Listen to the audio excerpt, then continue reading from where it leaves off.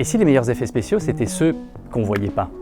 Je m'appelle Victor Norek, je suis vidéaste et spécialiste de Steven Spielberg, et pour parler d'un des plus grands réalisateurs, on est dans le plus mythique des cinémas. Bienvenue au Grand Rex.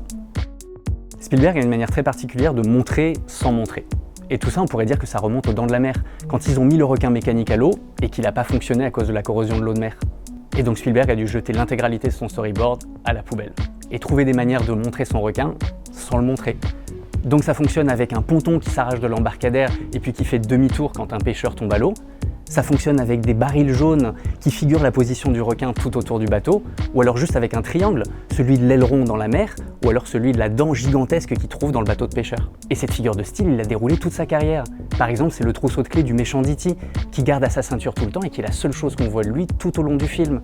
On cache les méchants comme dans Les Dents de la Mer, parce que les méchants d'E.T. c'est pas les extraterrestres, c'est les adultes. Et on voit pas leur visage pendant les 2/3 du film, parce qu'ils sont cadrés uniquement à la taille.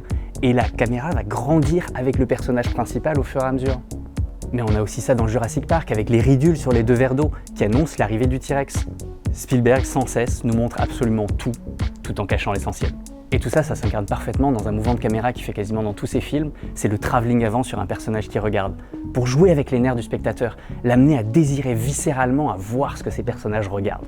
Et c'est ça qui nous fait travailler en tant que spectateur. Il nous laisse jamais passifs sur notre fauteuil, il fait travailler notre imaginaire pour jamais tout nous livrer sur un plateau d'argent. Retrouvez mon analyse dans le dernier numéro du 1, en kiosque et en librairie.